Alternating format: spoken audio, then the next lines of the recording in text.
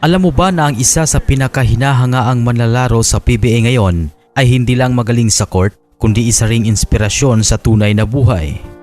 Si Scottie Thompson, isang simpleng probinsyano noon, ngayon ay isa ng successful athlete, mayamang personalidad at huwarang pamilya man. Pero paano nga ba nagbago ang buhay niya? Kaya panoorin mo ang video na ito. Si Scottie Thompson ay pinanganak noong July 2, 1993 sa bayan ng Padada, Davao del Sur. Simple lang ang buhay nila noon, pero dalang-dala na nito ang kanyang sipag at determinasyon. Kilala siya sa sipag, hustle at puso sa laro. Hanggang sa makapasok siya sa PBA at paging bahagi ng Barangay Ginebra kung saan lalo siyang sumikat. Sa katunayan, napabilang pa siya sa 50 greatest players in PBA history noong 2025. Isang napakalaking achievement sa kanyang career.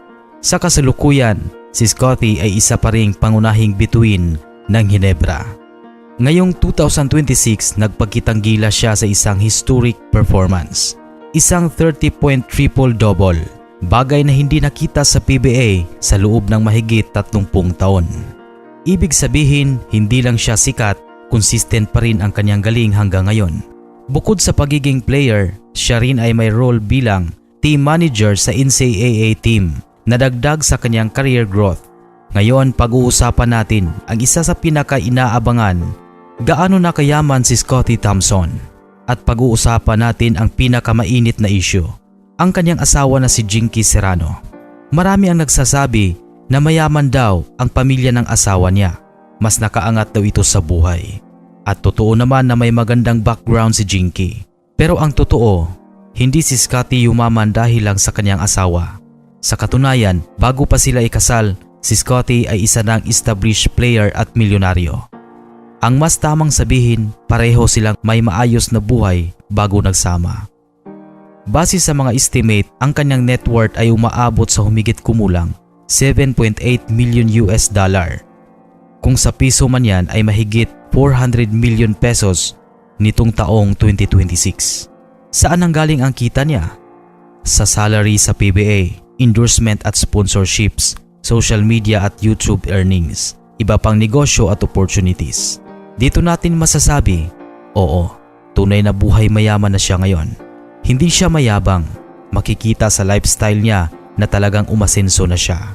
May sariling bahay, may sasakyan, nakakapagbigay ng mamahaling regalo sa kanyang asawa. Sa katunayan, kamakailan lang ay ibinahagi ng kanyang asawa na si Jinky Thompson ang isang mamahaling regalo mula sa kanya.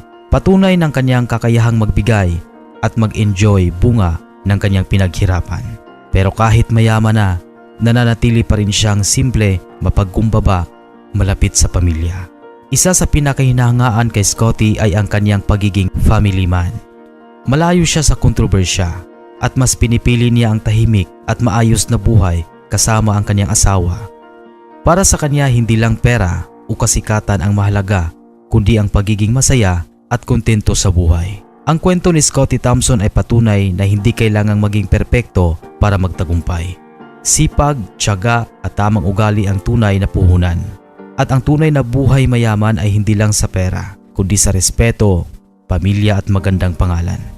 Mula sa simpleng probinsyano, ngayon ay isa na siyang alamat sa PBA at inspirasyon sa maraming Pilipino. Kung nagustuhan mo ang kwentong ito, huwag kalimutang mag-like, share at subscribe para sa mas marami pang tunay na kwento ng mga idolo natin.